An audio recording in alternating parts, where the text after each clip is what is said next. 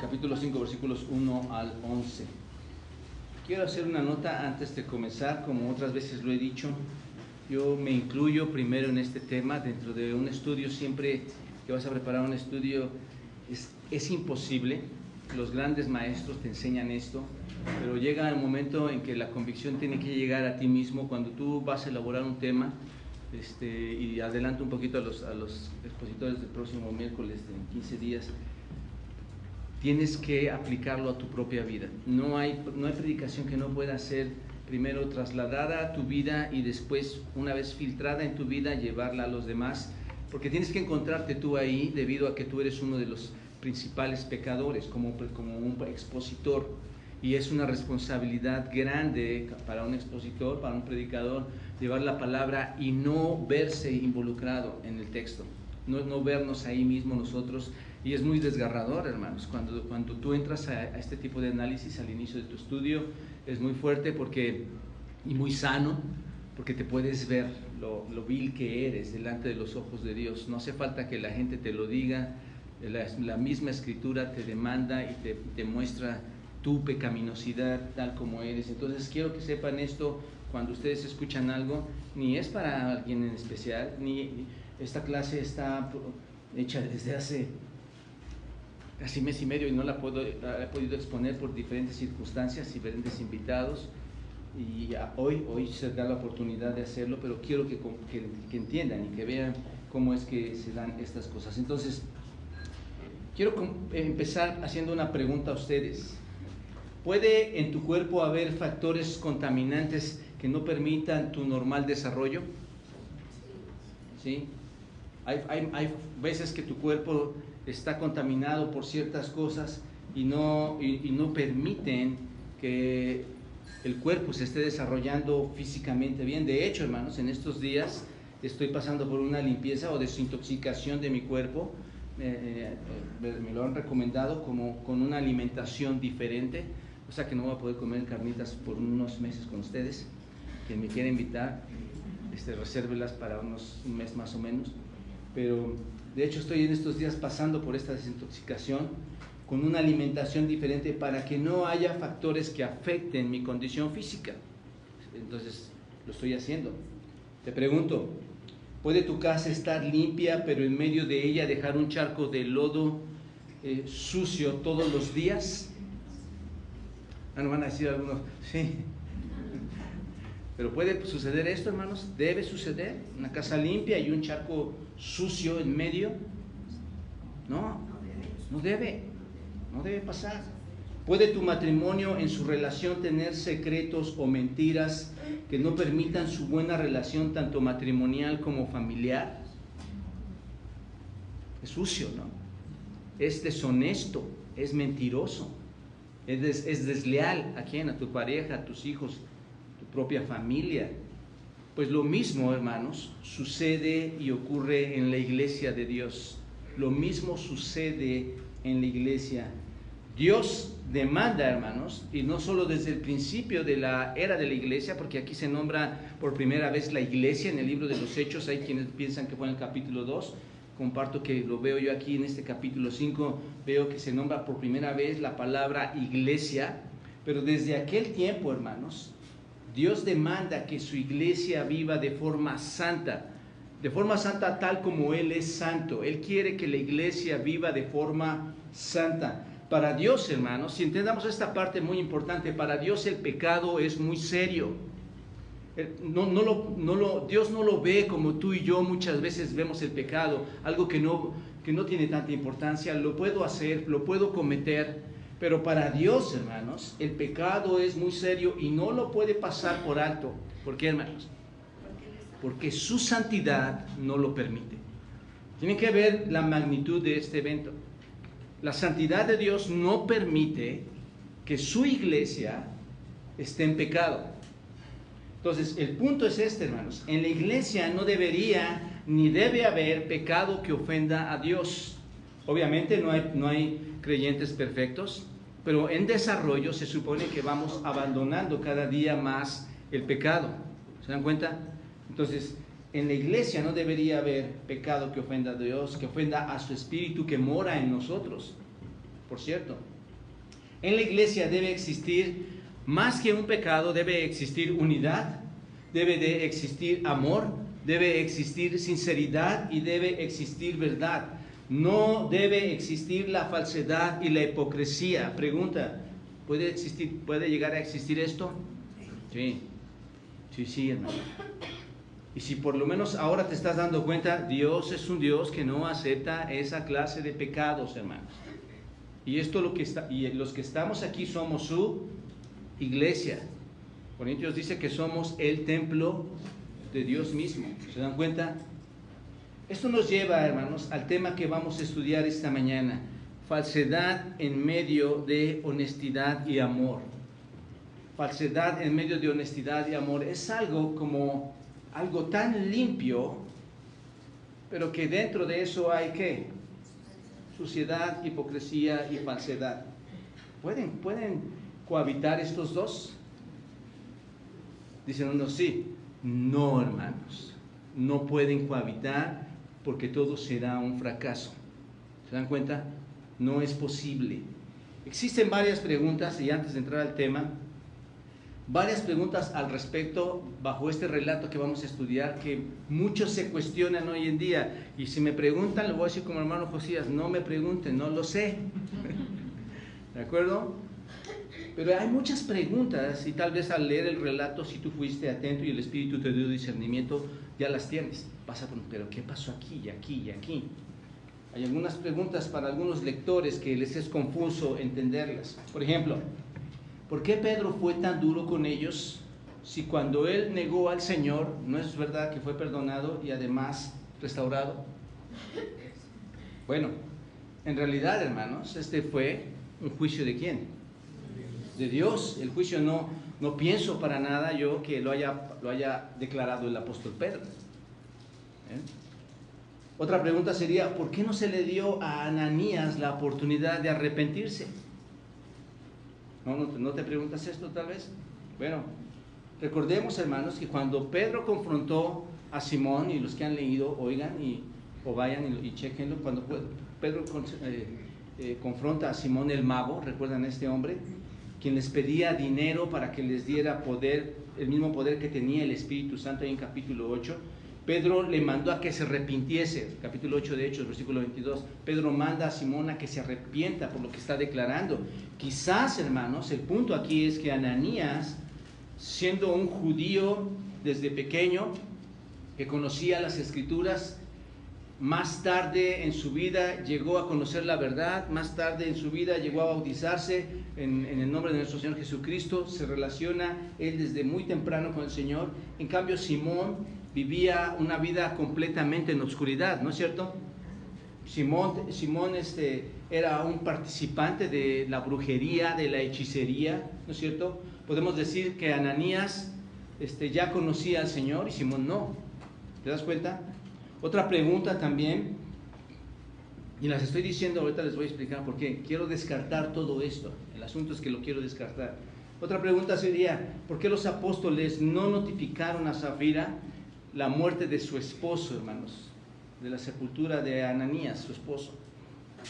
Bueno, si tú lees el pasaje, no tenemos en este pasaje la respuesta exacta a esta pregunta, porque el relato no nos proporciona toda esa información. Es lo que tenemos aquí. Sin embargo, hermanos, podemos entender que cuando la congregación ahí en ese tiempo se dio cuenta de lo que estaba sucediendo, que Dios había castigado a Ananías con la muerte repentina, con la muerte inmediata, ellos sabían que el cuerpo de esta persona maldecida por Dios tenía que ser sacada de ahí, tenía que ser llevada a sepultarla en ese mismo día, según lo que ellos veían en Deuteronomio capítulo, lo que ahora tenemos como capítulos, lo que ellos veían en Deuteronomio capítulo 21, 23, donde dice: si algún hombre comete algún crimen digno de muerte y lo hicieres morir, sin falta lo enterrarás el mismo día, resumiendo el texto. Entonces, son algunas de estas preguntas que nos podríamos hacer, hermanos. Pero quiero llevarlos a esta reflexión. El punto aquí no es estar emitiendo juicios en si las cosas morales que hizo el apóstol Pedro son correctas o no. ¿Se dan cuenta de esto? No estamos tratando de ver si Pedro hizo lo correcto o no en ese sentido. No es el carácter de Pedro lo que queremos estudiar o lo que estamos estudiando, ni tampoco cuál era el castigo que Ananías y Zafira merecían en ese momento, porque vuestras preguntas van alrededor de todo este evento. Lo que a Lucas le está interesando en esta porción de la Escritura, principalmente lo que quiere enfatizar es esto, y pongan mucha atención: la realidad de la presencia viva del Espíritu Santo morando en la iglesia. Eso es lo que Lucas quiere que todos nos demos cuenta: la presencia del Espíritu Santo morando en la iglesia. Y escuchen esto, sus implicaciones prácticas de que el Espíritu de Dios, quien es santo, more en la iglesia. ¿Qué significa que el Espíritu esté ahí? ¿Y qué implicaciones trae de que ese Espíritu de Dios esté morando en la iglesia? Muy importante, ¿no es cierto? Porque es como llegar a la iglesia, hermanos, y no pasa nada. Es como, y cuando digo llegar a la iglesia, ¿quién es la iglesia, hermanos? Del norte, del sur, del este, del oeste, llegamos todos. ¿Y qué hace, hermanos? La iglesia. Y Lucas dice, esa iglesia que se reúne, mora el Espíritu. ¿Qué es lo que tú estás haciendo? Que Dios sabe que tú estás haciendo. Esto es fuerte, hermanos. Entonces, esto es lo que estudiaremos esta mañana. Vamos a ver 5 aspectos que podemos aprender y cuidar para vivir de manera santa delante de Dios en su iglesia y no de forma hipócrita.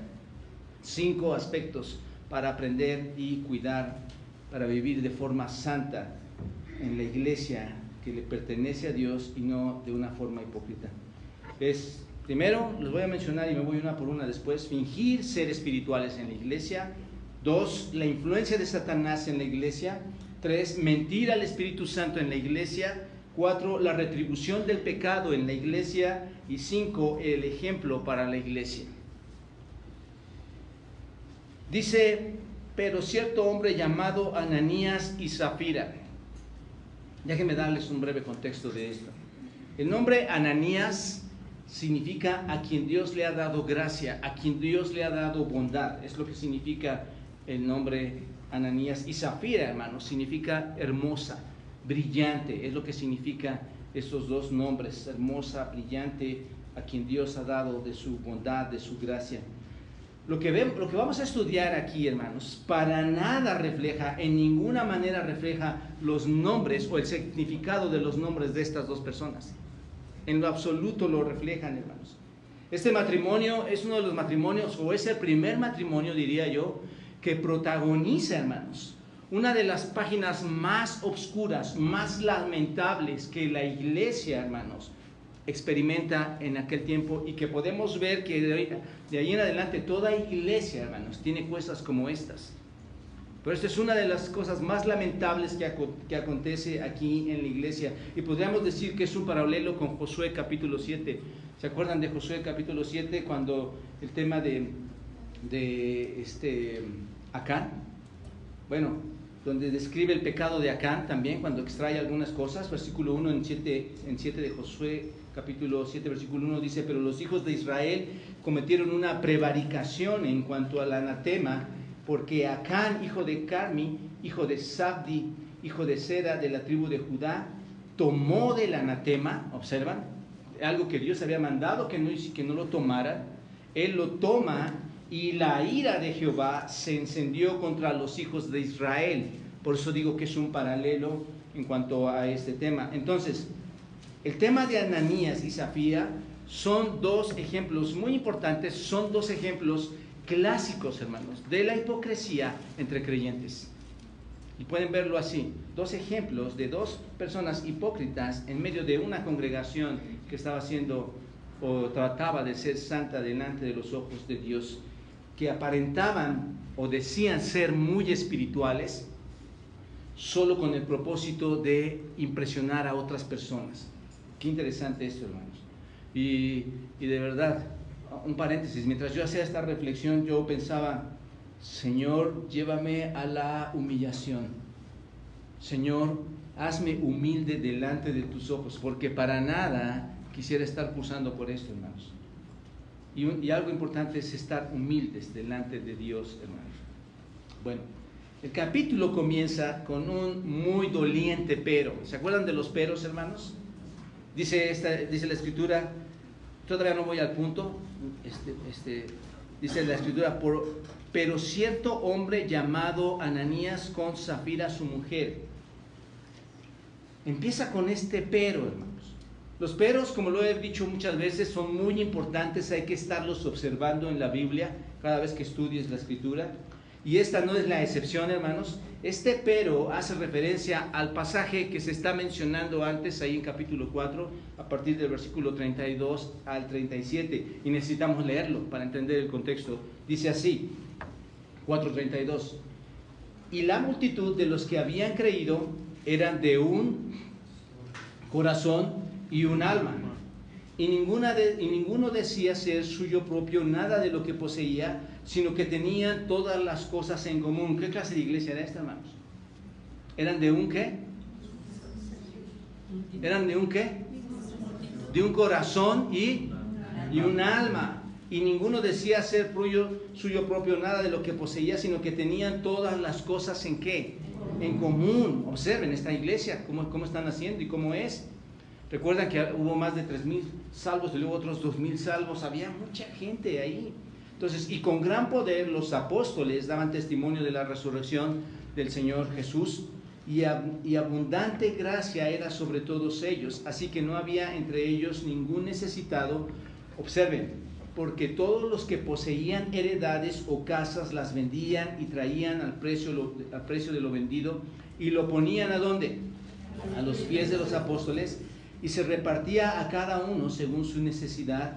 Entonces José, a quien los apóstoles pusieron por sobrenombre Bernabé, que traducido es hijo de consolación, levita natural de Chipre, como tenía una heredad, la vendió y trajo al precio y lo puso a los pies de los apóstoles. Hay mucho tema, no es el tema que quiero tratar, sin embargo este es el contexto, hermanos. ¿Cómo estaba esa iglesia? Era una iglesia, hermanos, que estaba... Este pasaje nos deja ver que era una iglesia llena de gozo, ¿no es cierto? Era una iglesia llena de luz, era una iglesia muy importante, estaban gozosos, todos escuchaban la palabra del Señor, todos crecían en la palabra del Señor, todos entendían que debían ayudarse unos a otros. Por cierto, no es comunismo, hermanos, esto no lo trabajamos ni hoy, ni se trabajó en aquel tiempo. Todos en su convicción traían y lo daban, reconocían, ¿no es cierto? Porque hay muchos que les dicen, vende tu casa y Dios te va a dar vida eterna, o trae dinero y vas a ver que todo va a funcionar mucho mejor. Eso no es bíblico, hermanos.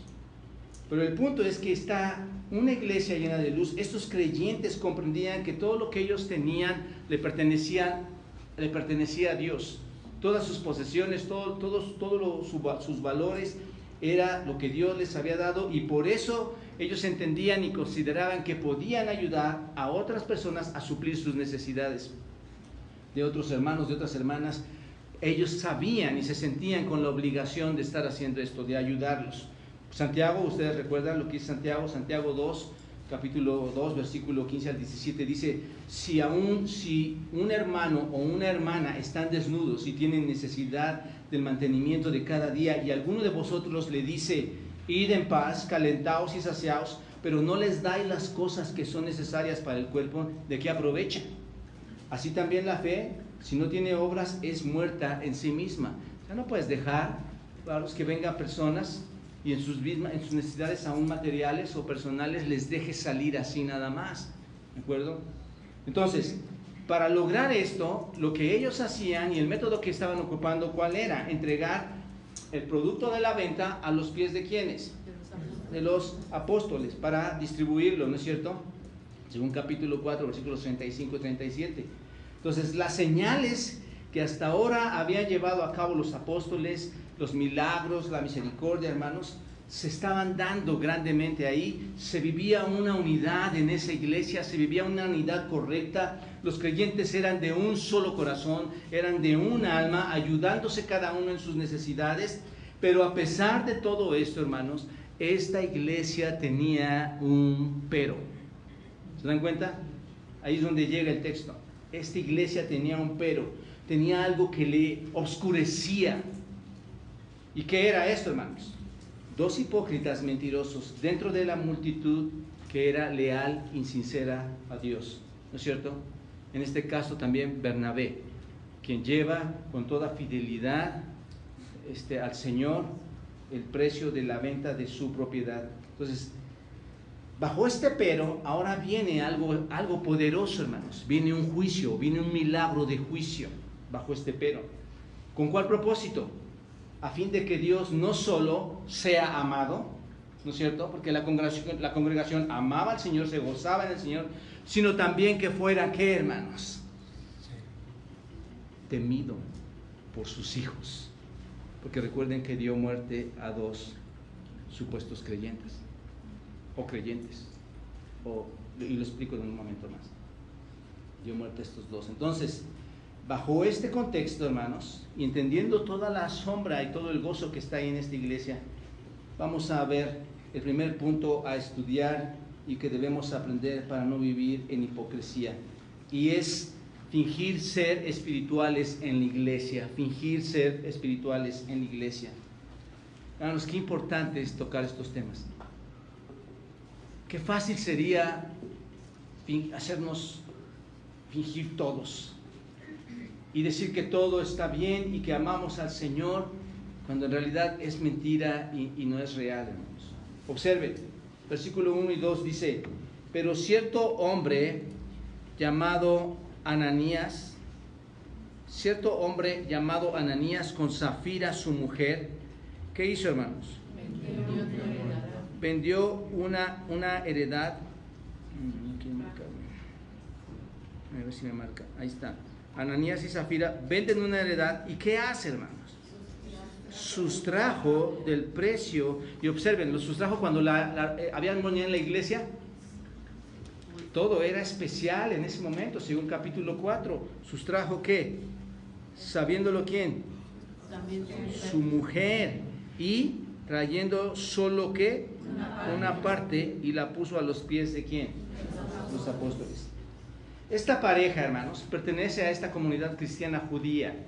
Ahí están en ese contexto, y juntos como pareja, como matrimonio, buscan la alabanza y buscan ser estimados por parte de los miembros de la comunidad, ¿no es cierto? Cuando hacen esto, Ananías y Zafira querían tener la reputación de ser mucho más espirituales de lo que realmente eran. Querían llevarse esa reputación, no querían aparentar ser menos o menos espirituales que los demás, que los que estaban haciendo los demás, sino que deseaban que se les distinguiese por su generosidad. Mira, yo también doy. Yo doy igual que Bernabé, yo doy igual que todas estas personas. Seguramente, hermanos, sintieron tanto celo que cuando vieron que los demás trajeron sus donaciones a los apóstoles, lo acabamos de leer, ¿no es cierto? Capítulo 4, versículos 34 al 37, cuando vieron que todos traían sus donaciones, quisieron tener y sentir lo mismo. ¿Sentir qué? El mismo reconocimiento, porque imagínense toda la multitud ahí y todos decían, wow, estos trajeron. Y ellos decían, yo también quiero sentir eso. Esto es, yo también quiero estar parado y colocado ahí. Yo quiero hacer eso mismo, ¿no es cierto? Sentir ese mismo reconocimiento. Sin embargo, hermanos, observen claramente, estos hombres, esta pareja elabora un plan, ¿para qué? Porque no creo que lo hayan hecho por separado, ¿no es cierto? Dice también su ¿qué? Su mujer. Entonces, claramente, cuando vemos el texto, claramente podemos ver, hermanos, que elaboraron un plan para quedarse con parte del producto de la venta de esa propiedad. Ellos pensaron, vamos a arreglarlo. ¿Cuál fue la razón? ¿Por qué se quedaron con una parte de eso? Amaban más al dinero que a Dios. ¿No es cierto? Amaban más al dinero que a Dios.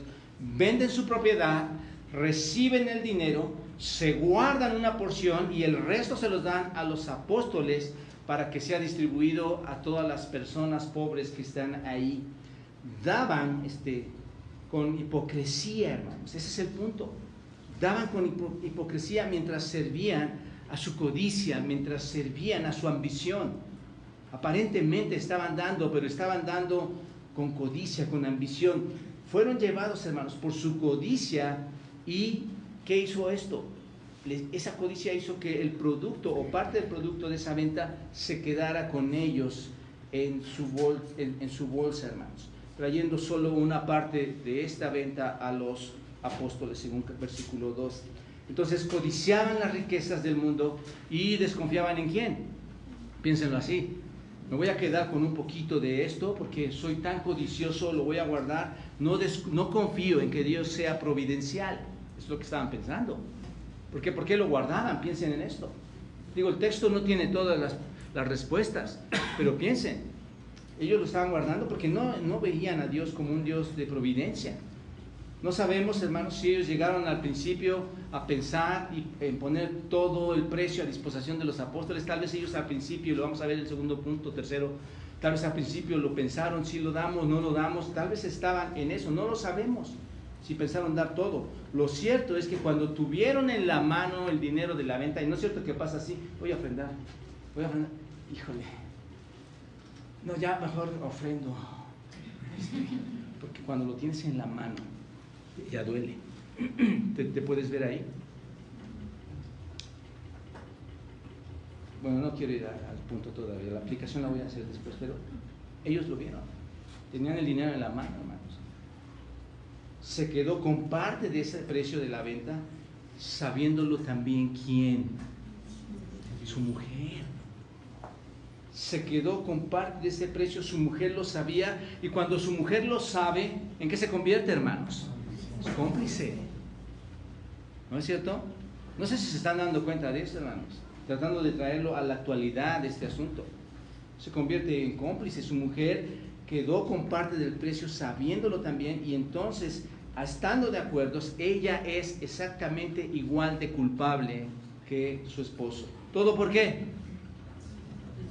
Porque amaban más al dinero. Ananías y Zafira, hermanos, como muchos de las iglesias de hoy, se olvidaron de las palabras del Señor cuando dice en Mateo 6:24, ninguno puede servir a dos señores, porque o aborrece a uno o amará a otro, o estimará al uno y menospreciará al otro. No podéis servir a Dios y a las riquezas. No puedes servir a dos señores, hermanos. Eso es una confusión en la iglesia. Un verdadero creyente tiene solo un amo, un Señor, un Rey, un Dios, un Todopoderoso. ¿Y ese quién es? Nuestro incomparable Dios, hermanos. Santiago lo dice, pero de diferente manera. El hombre de doble ánimo es inconstante ¿en qué? En todos sus caminos. Ananías y Zafira eran inconstantes en todos sus caminos. Muchas iglesias son inconstantes en todos sus caminos, y no me voy a meter con ninguna otra iglesia que no sea esta. Porque Dios me ha puesto aquí, hermanos, para que juntos observemos todo este tipo de conductas negativas que necesitamos cada uno de nosotros extraer, pedir perdón y acercarnos al Señor con una lealtad incomparable. ¿Por qué, hermanos? Piensen en esto. Pensaron que podían ser más listos que los demás al guardar algo para cuando vinieran los problemas en los días difíciles. ¿Se acuerdan de esta frase, hermanos? Mejor lo guardamos porque si nos hace falta. Mejor lo guardo porque qué tal si después no tengo. Ellos pensaron así, pensaron que podías. Somos bien listos, ¿verdad, Ananías y Zafira? ¿Verdad, mi esposa y mi esposo? Somos tan listos que podemos guardar esto para nosotros, como si Dios no fuese todo suficiente, hermanos. ¿Quién cree que puede burlar a Dios si Él es todo suficiente? Él es todopoderoso. ¿Cómo crees que lo puedes burlar? Se pasaron de listos, en pocas palabras.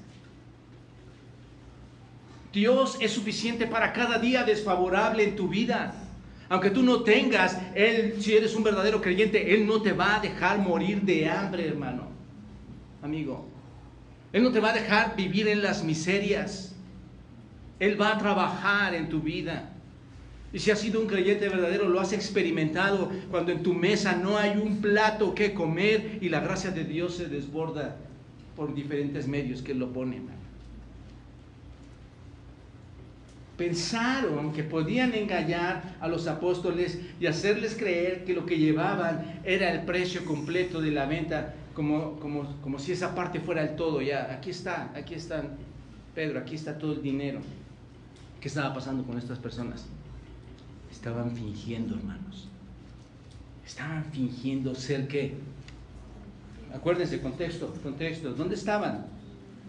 En la iglesia, ¿no? ¿Y qué estaban fingiendo? Ser espirituales. Estaban en la iglesia. Decían, nosotros también somos tan espirituales como todos los demás. ¿Cuál espiritualidad, hermanos? Era egoísmo puro. Era su egoísmo en todo su esplendor. Algo que es muy importante entender aquí, de veras, hermanos, subrayenlo en su mente, en su corazón. Su pecado no fue robar el dinero. Esto no es lo que está declarando la Escritura, porque el versículo 4, observen, dice, reteniéndola no se te quedaba a ti, y vendida no estaba en tu poder. ¿Por qué haces esto? ¿Por qué pusiste esto en tu corazón? No has mentido a los hombres, sino a Dios. Su pecado más profundo y devastador, ¿cuál fue? No, la hipocresía, hermanos. Su pecado fue la hipocresía. Sentirse más espirituales que los demás. ¿Te das cuenta? Porque trataban de aparentar ser más espirituales de lo que en realidad cada uno de ellos era dentro de la congregación. Este pecado solo estaba mostrando el egoísmo de su corazón. Estaba mostrando su amor hacia el dinero, hermanos. No se trata solamente de falsedad, sino también de hacer creer que lo falso es verdadero, ¿no es cierto? Mira, aquí está, esto es verdad, esto es verdad. ¿Qué es esa persona, hermanos? Alguien falso, ¿no es cierto? Estaban seguros de que con toda facilidad, hermanos, podían disimular la burla que le llevaban a Pedro. Porque así se presentaron. No va a pasar nada, yo llego. Mateo 23, 28 dice, así también vosotros por fuera, a la verdad, os mostráis justos a los hombres, pero por dentro estáis llenos de hipocresía e iniquidad. Mateo capítulo 23, versículo 28. Hermanos, ¿cuántas veces pensamos que podemos engañar en la iglesia a nuestro Dios Santo? ¿Cuántas veces? Tal vez ni te lo has preguntado, pero con tus actos puedes tratar de engañar a Dios de muchas maneras, hermanos. No solo se trata en el aspecto del dinero aquí, hermanos. Quiero hacer la aplicación con ustedes, que por cierto, algunos de ustedes prometen y con el tiempo no lo dan, o en el peor de los casos nunca lo dan.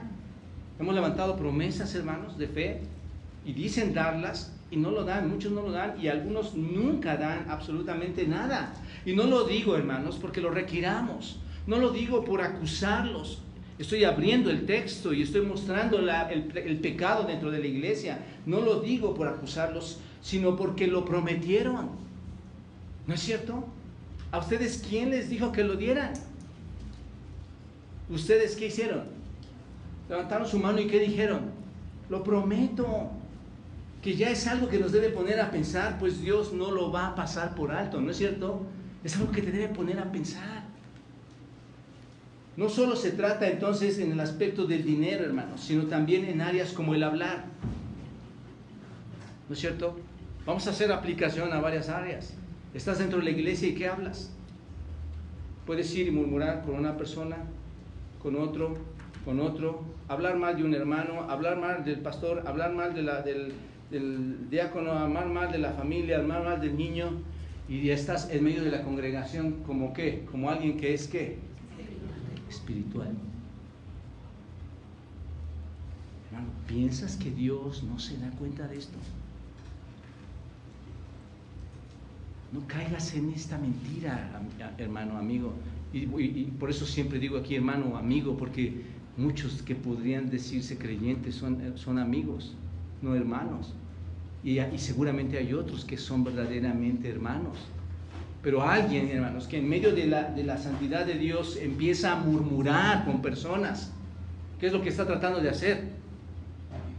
Y lo vamos a ver en el segundo punto, pero empieza a lanzar dardos del maligno, ¿no es cierto? A hablar mal de las personas, a juzgar las actividades, a juzgar los actos de la iglesia. Piénsalo, Dios es todopoderoso y Dios lo sabe extremadamente todo. A nadie le va a burlar, hermanos. En la conducta, ¿cuál es tu conducta dentro de la iglesia? ¿Cómo es nuestra conducta, hermanos? Cuando alguien no me cae bien, paso hoy no lo saludo, tuve un mes mal con él, tuve un mes bien con él, pero hoy como me hizo esta ofensa o pienso de él esta ofensa, hoy no. O simplemente siempre ha sido la persona que no he deseado. Digo, aquí hemos estudiado en la iglesia constantemente, hermanos, que somos un cuerpo unido, pero con muchas actitudes diferentes, ¿no es cierto? Pero nuestra conducta, hermanos, no puede ser llevada a Dios porque de mala forma, porque es falsedad dentro de la espiritualidad, dentro de la iglesia. ¿Se dan cuenta?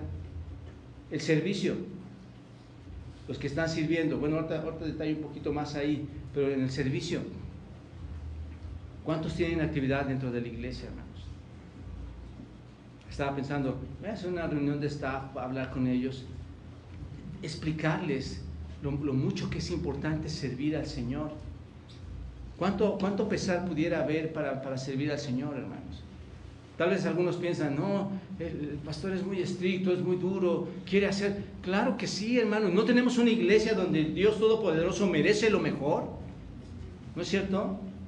Apenas este viernes le decía a una hermana, quiero pedirte perdón, discúlpame por favor, porque me pongo nervioso cuando veo que las cosas no están funcionando correctamente, pero yo pienso, toda persona que entra a esta iglesia merece ser recibida con las manos gloriosas del Señor, sea quien sea.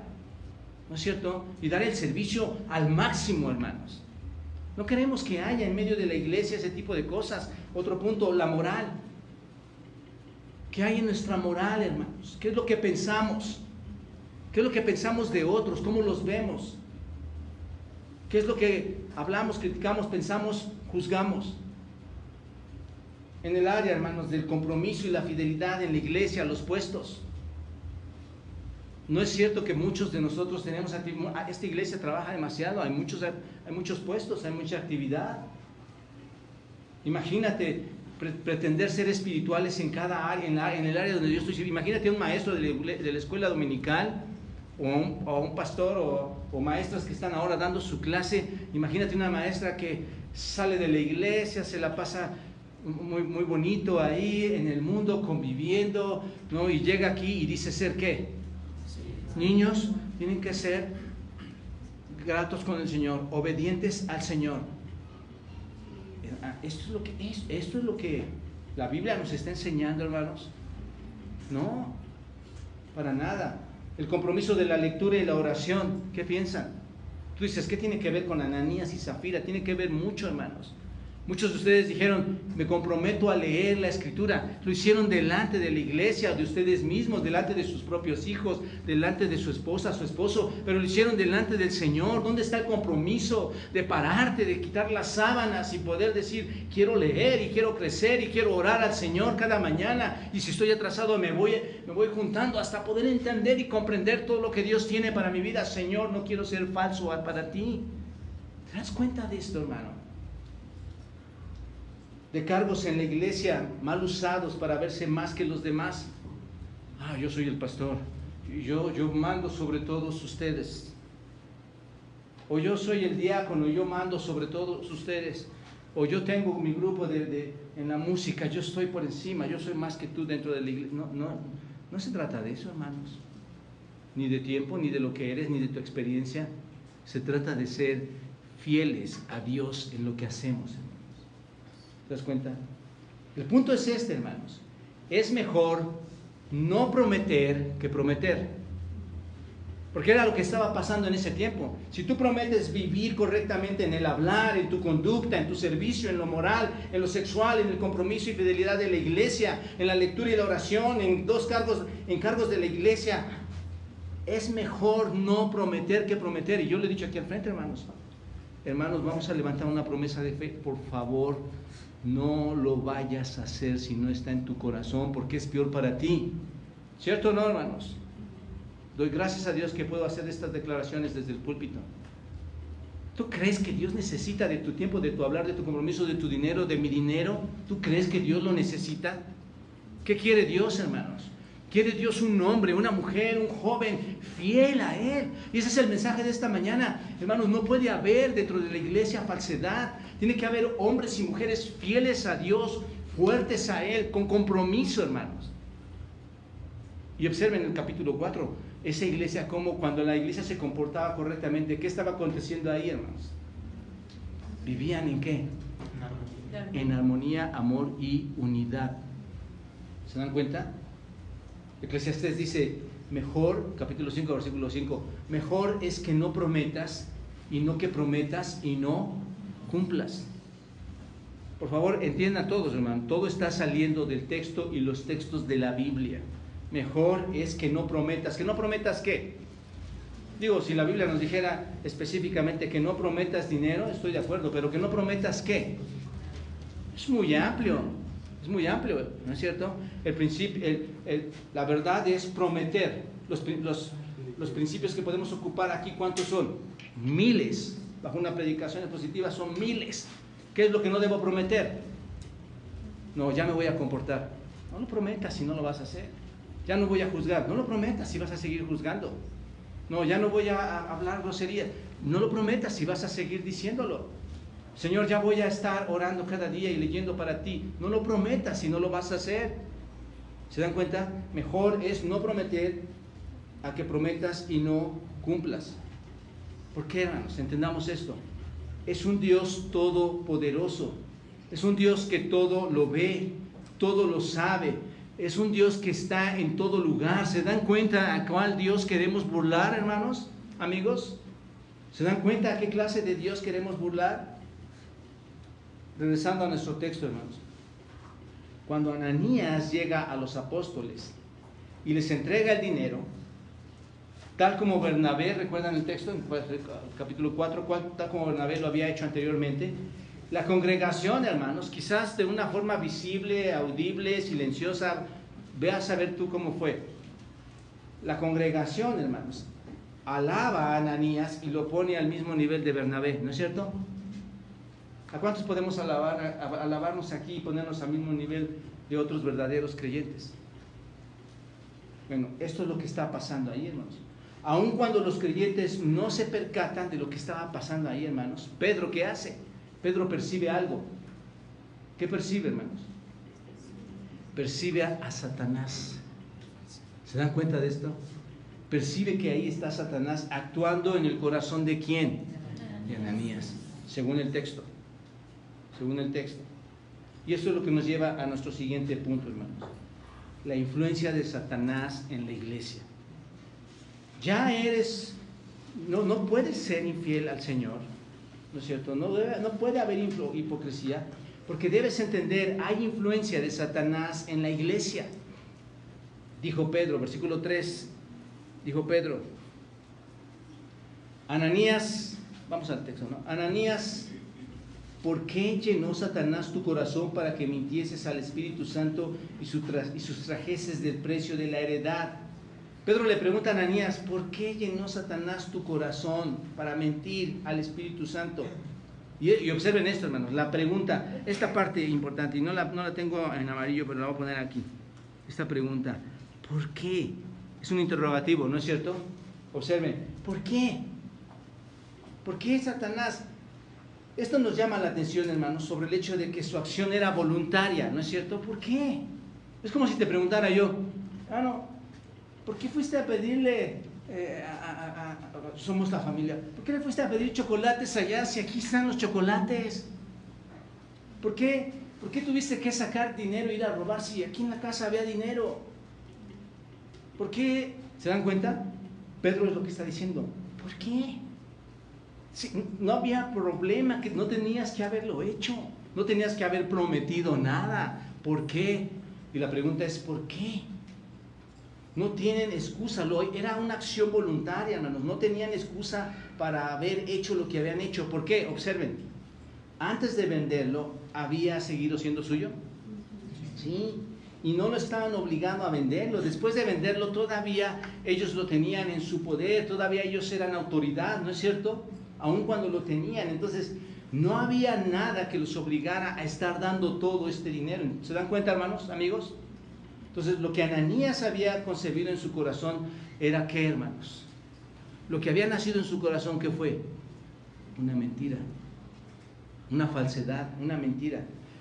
No para engañar a los hombres, ¿no es cierto? Sino para engañar ¿a quién, hermanos? A Dios. Muy, muy importante, observen eso. No era para engañar a Pedro, a los apóstoles, sino para engañar a Dios de la misma forma, hermanos, nosotros en la iglesia. ¿Se dan cuenta el paralelo que podemos estar llevando? Es lo mismo en la iglesia. ¿Por qué? Si tú lo que tienes, que es de Dios realmente, todo lo que tienes, si tú lo que tienes, tu tiempo, tu dinero, tu compromiso, tu moral, tu trabajo, si todo eso que tienes, nadie te lo pide o nadie te pide que lo des, ¿por qué entonces lo das incompleto? ¿Qué piensan, hermanos?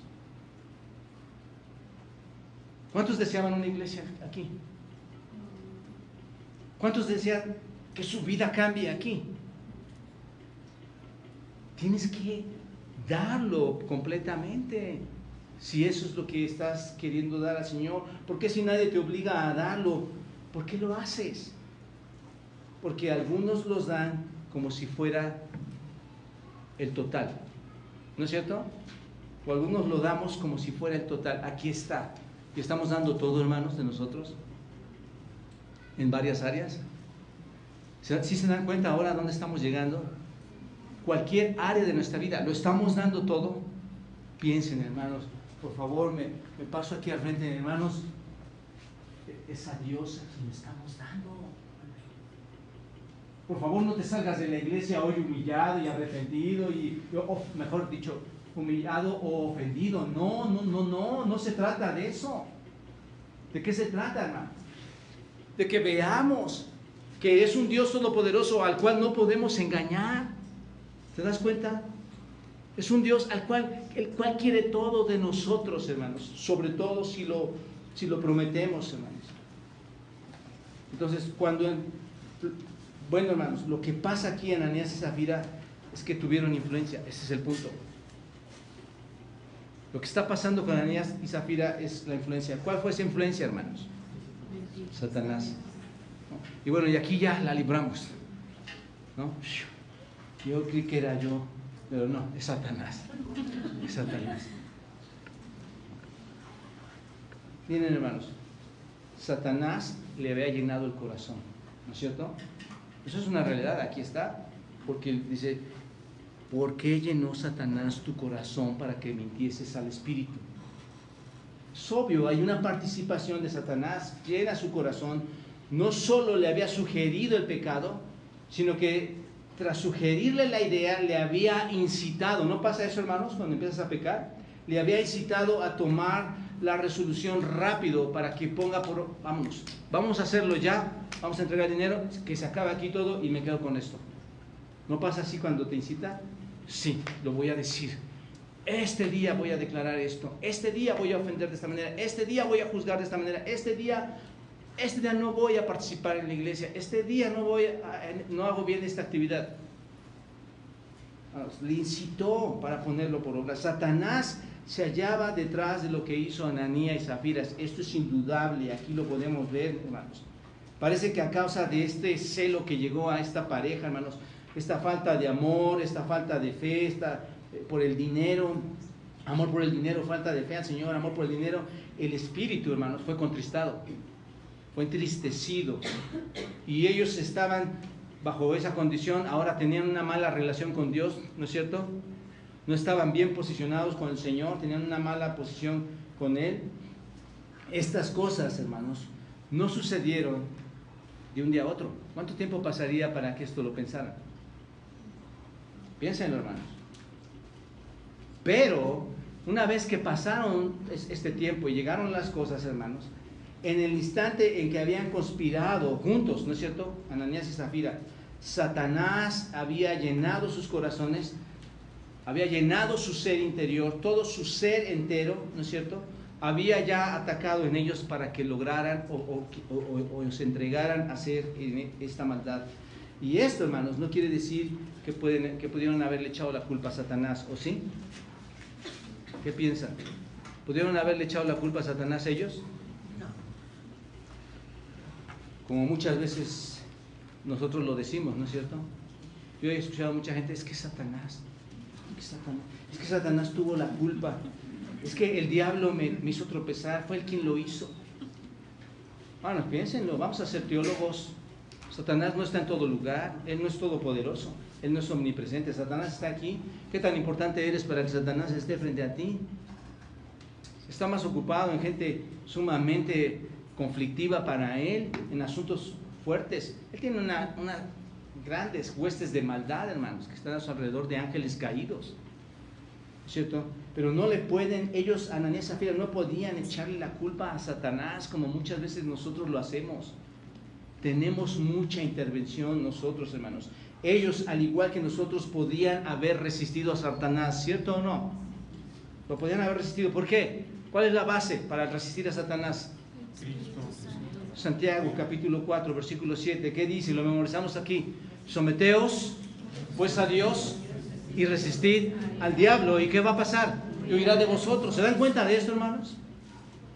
Cuando haya una influencia negativa, cuando tú quieras mostrarte infiel al Señor en cada área de tu vida, incluyendo lo financiero, cuando suceda eso, no le des la pauta. Este es el mensaje de esta mañana, o parte del mensaje. No le des la pauta, resiste a Satanás. Él quiere terminar con tu testimonio, él quiere terminar con tu vida, él quiere romper la iglesia. Le es sumamente especial esta iglesia, ¿saben, hermanos?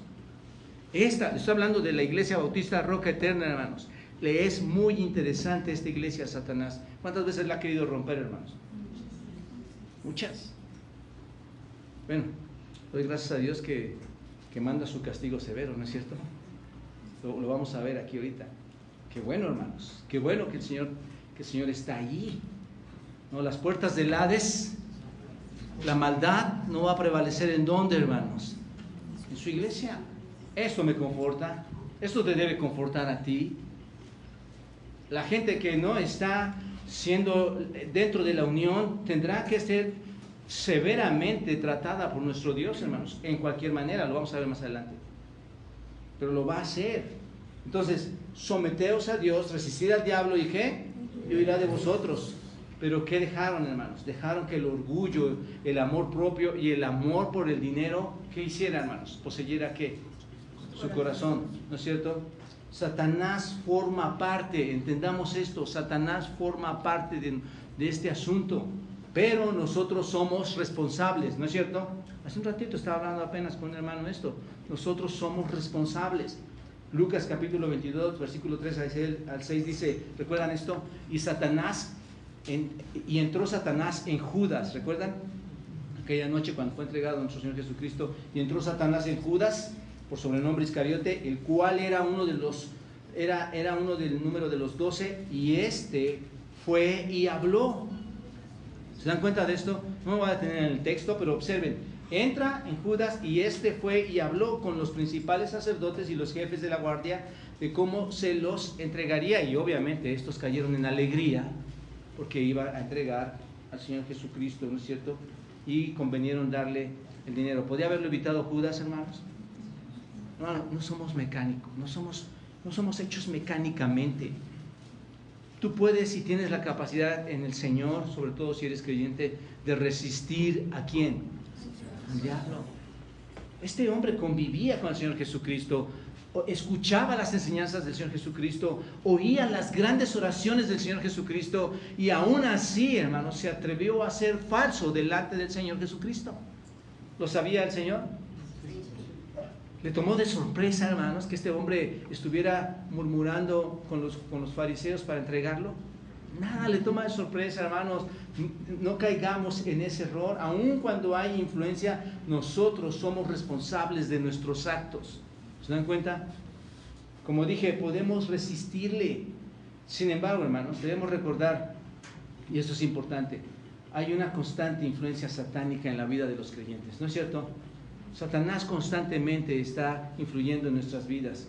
No lo pongas como pretexto. Tú tienes una importante participación para que las cosas no sucedan en tu vida. Recuerden, Efesios lo estudiamos, hermanos. Ojalá que hay muchos de ustedes no haya pasado por alto. Lo volví a estudiar una vez que me puse de tiempo completo. Bueno, que empecé a trabajar de tiempo completo y decidí dar las demás horas después de salir de trabajar y estar a tiempo completo aquí.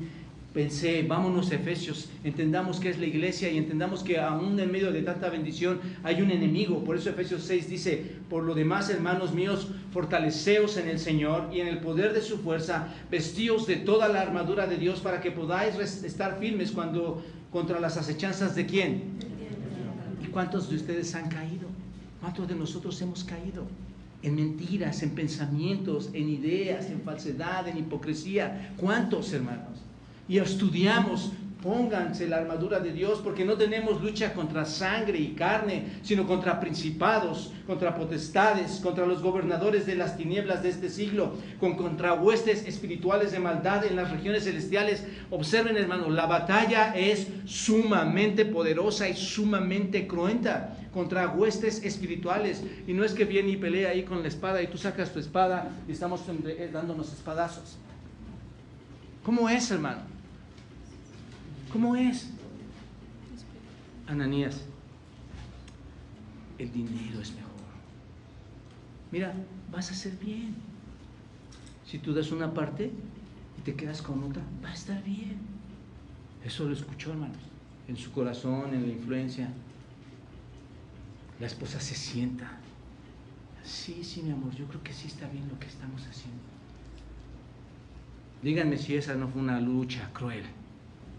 Díganmelo, hermanos. Díganmelo si no es una lucha cruel cuando uno de tus hombres o tu esposo está pensando: voy a ver a esta mujer que me gusta. Me agrada, es más guapa que mi esposa. Es más guapo que mi esposo. Voy a entregarme en carne y cuerpo y la voy a deleitar. Y esto en la mañana, en la tarde, en la noche. No me digan que no es una lucha cruenta, hermanos. Vístanse o vistámonos de la armadura, porque esa es la pelea a diario, cotidiana. ¿En dónde, hermanos? En la iglesia.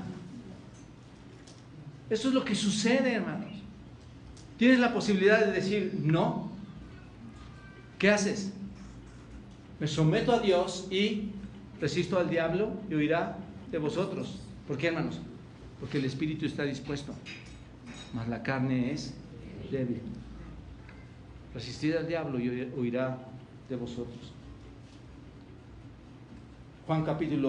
Primera de Juan capítulo 5, versículo 18 dice: sabemos que todo aquel que ha nacido de Dios no practica el pecado, pues aquel que fue engendrado por Dios le guarda y el maligno no le toca. Sabemos que somos de Dios y el mundo entero está bajo el maligno. Dime si o no vas a tener conflictos como iglesia si el mundo entero está bajo el maligno. ¿Va a haber influencia? ¿Va a haber batallas? Por supuesto. Ahora bien, hermanos, observen que aquí se muestran la presencia de dos fuerzas espirituales. ¿Las pueden ver? ¿Las pueden ver? Hay dos fuerzas poderosas aquí. ¿Cuáles son? ¿Y cuál, la otra? Y el Espíritu Santo, ¿no es cierto? Ahí están, obsérvenlos. Se mencionan en este texto dos fuerzas espirituales, el Espíritu Santo y Satanás. Estas fuerzas están activas en nuestro mundo y en nuestras vidas, no están desactivadas, hermanos. El Espíritu está activo, Satanás está activo, ¿no es cierto? Satanás y el mundo, Satanás y el Espíritu, ¿qué hacen, hermanos? Se oponen entre sí, ¿no es cierto? Entonces están ahí, no es que están dormidos, no es que no está pasando nada en la iglesia. Hay actividad sobrenatural, hermanos. Entendamos esta parte. En Efesios 2, del versículo 2 al 3, ahí podemos ver y se enumeran. Vayan a Efesios 2, capítulo 2, versículo 2 al 3. Ahí se enumeran, hermanos, estos tres enemigos de la humanidad después de la caída en el Génesis. Observen, en los cuales anduvisteis en otro tiempo, siguiendo la corriente de este mundo, conforme al príncipe de la potestad del aire, el espíritu que ahora opera en los hijos de desobediencia, entre los cuales también todos nosotros vivimos en otro tiempo, en los deseos de nuestra carne, haciendo la voluntad de la carne y de los pensamientos, y éramos por naturaleza hijos de ira, lo mismo que los demás. ¿Dónde están, hermanos, los tres grandes enemigos que tenemos? ¿Siguiendo qué? La corriente. ¿Cuál es ese enemigo? El sistema del mundo maligno, ¿no es cierto? ¿Conforme a quién?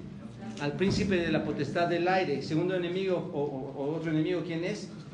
Satanás, el tentador personal, el que te está tentando personalmente. Y luego 3, entre los cuales también todos nosotros vivimos en otro tiempo en los deseos de nuestra carne, haciendo la voluntad de la carne. ¿Cuál es el otro enemigo? La carne. ¿Se dan cuenta? El mundo, Satanás y la carne. Ahí están nuestros archienemigos. ¿Cuántas veces hemos repetido esto, hermano? ¿Y cuántas veces la iglesia ha caído por el mismo enemigo? Es increíble, es repetitivo. No debería ya sucedernos esto, hermanos, pues tenemos el poder del Espíritu, quien se opone a estas fuerzas malignas. Entonces, prepárate, hermano, prepárate, amigo, para la influencia de estos tres enemigos en tu vida. Prepárate, por favor, y que no sean estorbo en tu relación en la iglesia gloriosa de Dios, ¿de acuerdo? Número 3, hermanos.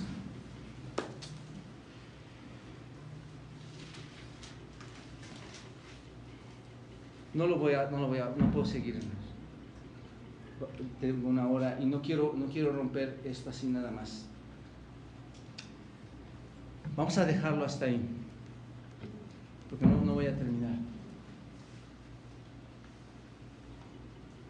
No puedes, realmente no puedes vivir en una iglesia, hermanos, y fingir ser espiritual en la iglesia. No puedes. Ódiame si quieres. Pablo decía a los judíos, ¿saben qué? Yo, si me fuera al mismo infierno, en lugar de mis hermanos judíos me iría. Yo no voy a decir eso porque no tengo el corazón en el sentido de que quisiera hacer esto, ¿verdad? Pero sí, ódiame por lo que te acabo de decir esta mañana. Pero sálvate de la ira de Dios. No tienes por qué fingir en la iglesia. ¿Para qué? ¿Para qué permites que Satanás haga esto en tu vida? Y la otra cuestión, no solamente no dejes de fingir. Hay influencia satánica, hermanos. Hay influencia satánica en tu vida. Tienes que responder a esa influencia con el poder de Cristo, vistiéndote de toda la armadura de Dios para que las cosas sean totalmente diferentes. Hermanos, yo sigo soñando espiritualmente porque sé que es una realidad en una iglesia gloriosa. Les decía en un principio, ¿qué puedo decirles yo? Un pecador frente a ustedes, y basta con que le digas a mi esposa, que le preguntes a ella, o tú a tus esposas, o a tus esposos. ¿Qué podemos decir? Pero no juntos podríamos, hermanos, hacer una iglesia gloriosa sin hipocresía, sin que seamos unos fuera de casa y otros dentro de la iglesia. No vale la pena fingir, hermanos. La consecuencia, como lo vamos a ver esta tarde, no lo voy a dar, pero el próximo domingo, la consecuencia es grave, es letal, hermanos. Y te animo, si tienes el deseo de seguir creciendo, te animo a que vayas al texto. 11 versículos, léelos durante una semana, todos los días. Cuando llegues vas a entender, es cierto. Hermanos, Dios demanda una iglesia leal. No puedes vivir con mentira. Y para ello necesitas a Cristo. Porque la mentira gobierna al hombre. Necesitas a Cristo en tu corazón. Mamá y papá, ¿tú nunca has deseado un matrimonio fiel a ti? ¿No deseas un matrimonio encariñado por los hijos? Dedicado a los hijos, al hogar, leal a la iglesia en sus labores, en sus actividades. ¿No pasa por su mente esto, hermanos? Es la cosa más maravillosa que puede acontecernos a todos si empezamos a servir al Señor correctamente, a amarle correctamente, a ser leales. Pero nada va a cambiar si no tienes a Cristo en tu vida. Necesitas al Salvador. Necesitas el poder del Espíritu para contrarrestar al enemigo. Señor, gracias por permitirnos estar aquí y abrir tu palabra, Dios. Ahora te pido, Padre Santo, que estés trabajando en nuestras vidas, en nuestros corazones. Y, Señor, que podamos ver cómo la falsedad como creyentes no nos dirige a nada, Padre. La falsedad únicamente trae la ira sobre nosotros tuya porque te ofendemos al sentirnos espirituales en la iglesia. Y, Señor, que por otro lado veamos que aun cuando el enemigo está metido en asuntos de nuestra vida, nosotros tenemos una participación muy importante en la cual, Señor, debemos someternos a ti y debemos participar en abandonar y resistir esa influencia. Por favor, Señor, ayúdanos, a mí principalmente y a estas almas que están sentadas ante tus ojos, Dios, a que sea un corazón puro y sincero que te entreguemos, que te dediquemos. En el Señor Jesucristo te lo pido, Señor, y te doy gracias. Amén.